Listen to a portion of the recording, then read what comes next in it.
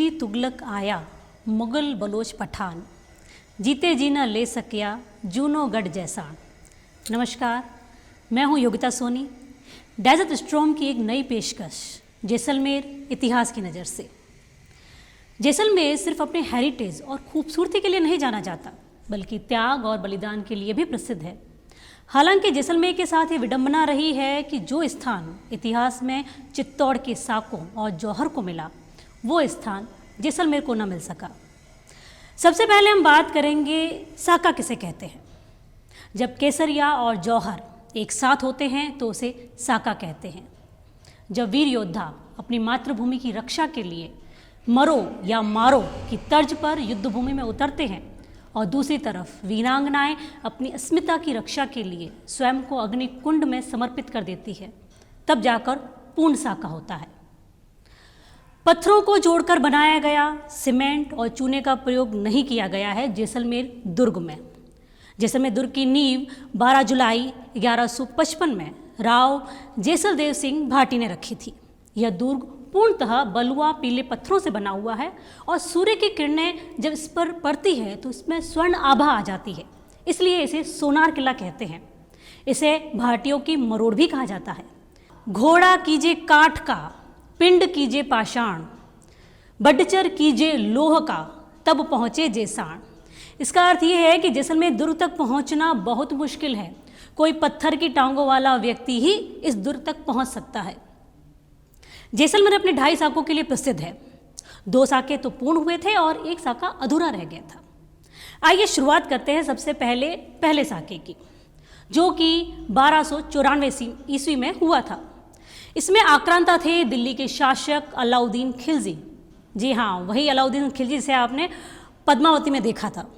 और जैसलमेर के शासक थे महारावल मूलराज जेत सिंह, जिन्होंने मुगल आक्रांताओं का सामना किया था। कुंवर रतन सिंह ने भी उनका पूर्ण सहयोग किया।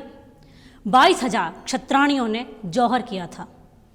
इतिहास की माने तो यह साका 8 से 12 वर्ष तक चला था। दूसरा साका 1315 ईस्वी में हुआ था।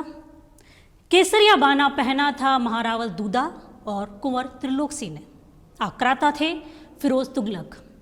महारावल दूदा का सिर धड़ से अलग होने के बावजूद भी वे शत्रुओं की सेना का सामना करते रहे।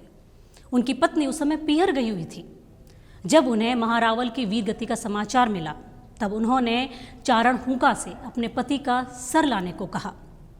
हजारों लाशों के बीच में से कवि चारण ने अपनी कविता सुनाई तो राव दूदा का शव मुस्कुरा उठा। कवि चारण ने राव दूदा का मस्तक उनकी रानी को सुपुर्द किया। रानी ने अपने पति के मस्तक के साथ ही जौहर की अग्नि में कूद पड़ी। अब हम बात करते हैं तीसरे साके की, जो कि अधूरा रह गया था। हुआ यूं था कि 1550 ईस्वी में यह साका हुआ था। इसे अर्ध साका कहते हैं क्योंकि इसमें योद्धाओं ने तो केसरिया पहना, पर क्षत्राणियां जौहर नहीं कर पाई। महारावल लूणकरण ने कंधार के शासक आमिर अली पठान को शरण दी थी, पर आमिर अली आस्तीन का सांप निकला। उसने मौका पाकर जैसलमेर को ही हथियाने की योजना बना डाली।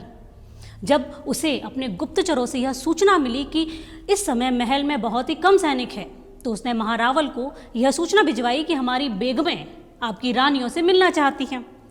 महारावल दुश्मन की चाल को समझ नहीं पाए और उन्होंने हामी भर दी।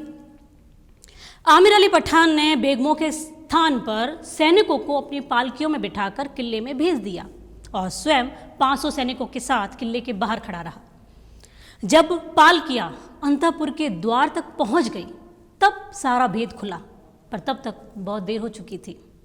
महल के दरवाजे भी खुले थे और दुश्मन अंतःपुर तक आ चुका था। जौहर के लिए अनुकूल परिस्थितियां नहीं थी, अतः राजाओं ने अपनी रानियों के सतीत्व की रक्षा के लिए अपनी ही तलवार से उनका सर कलम कर दिया और स्वयं केसरिया बाना पहनकर मारो या मरो की तर्ज पर युद्धभूमि में कूद पड़े। इस प्रकार यह साका अधूरा रह गया। आँख में काजल की धार लगाई, आंसू छलक न पड़े, इसलिए लक्ष्मण रेखा बनाई। तीजा श्रृंगार माँ ने लाली का लगवाया, अंगारों से अजर हो गए, अग्निकुंड दहकाया। लेकिन नहीं भुलाया जा सकता वो जौहर का लेखा, वो जौहर का लेखा। ये थी डेजर्ट स्टॉर्म की एक नई पहल।